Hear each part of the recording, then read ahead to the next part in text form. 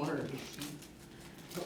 So let's review what we learned from our investigations. The very first thing we learned is that if two angles form a linear pair, then the measures of the angles add up to be 180 degrees. So that was our very first conjecture. Our second conjecture that we gained from the investigations were that if two angles are vertical angles, then they have equal measures. So we know that vertical angles are congruent. And so now if you look at this, we're going to go ahead and complete the following problem. It says use the linear pair conjecture. Okay, and the diagram at right to write a deductive argument explaining why angle 1 must be congruent to angle 3. So now the only thing we're going to want to use is the linear pair conjecture along with this diagram. And I want you to tell me, reason through things so that you can conclude that this angle right here, angle 1, is congruent to angle 3. So thoughts? Use a protractor. Not use a protractor. Let's think about that. Okay, they are vertical angles, but what we're doing is we're only using this right here, the linear pair conjecture. So first of all, what would be a statement we can make using the linear pair? Yeah, go ahead. Oh wait, never mind. But I think I. No, go ahead. What were you going to say? Because you might end up bleeding it. Well, it's just the linear pair. There's two linear pairs in that diagram. Yep. Because 2 and 3 are linear pairs. Okay, well, stop with that. What did she just say? She said 2 and 3 are linear pairs, right? So now, based on that, what can you tell me about their measures? They equal 180. So you're telling me that the measure of angle 2 and the measure of angle 3 equals 180. Okay, very good. Now keep going with what you were saying. I wanted to put this down first. Angles 1 and 4 also are a linear pair. Okay, angle 1 and 4 are a linear pair. And 1 and 2. And 1 and 2. And 3 and 4. Ah. And 4 and 2. No. And 4 and 2. Now, I was just testing. now why am I not worried about 4 and 1 and 4 and 2? Why am I not worried about those? Because they don't apply to. They don't matter. We're looking at angle 1 and we're looking at angle 3. So now based on that,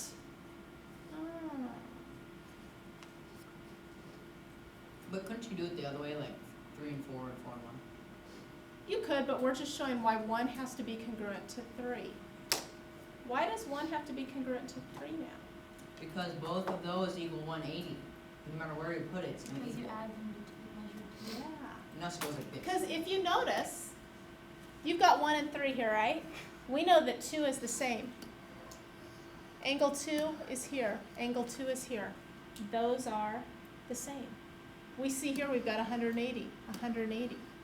Those are the same, right? So what do you know about 1 and 3 in order for those two statements to be true? They have to be the same. They have to be the same. Another way we could view it, let's do algebra since a lot of you like algebra. Okay? You see that both of those equal 180, correct? So would you agree that maybe I could do this? Measure of angle 2 plus the measure of angle 3, which is from the first statement, has to equal measure of angle 1 plus measure of angle 2. Would you agree that's true? Because they're both equal to 180. Oh, okay. Idea is where I'm going with this. You have to take off measure 2.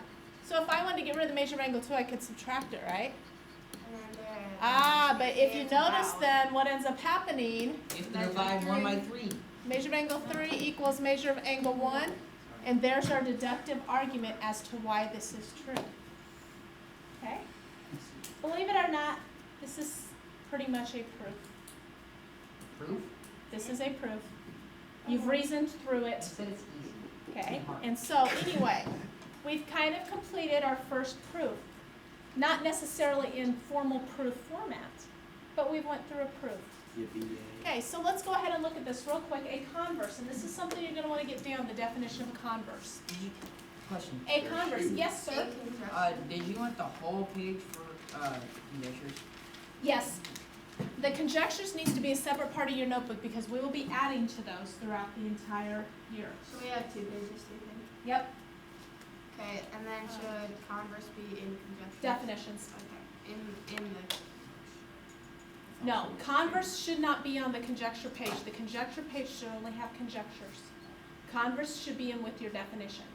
A converse basically switches the if-then parts of a statement, flip-flops them. So think of a converse as a flip-flop. And so what I did is I took the vertical angle conjecture, which if you remember this, right up here, this was the vertical angle conjecture.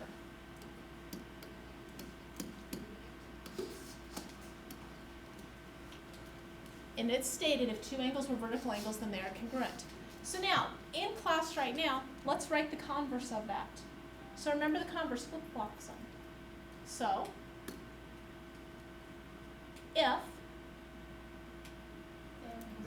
if they are congruent, let's specify what is they. If angles. If two angles are congruent, yep, so if two angles are congruent,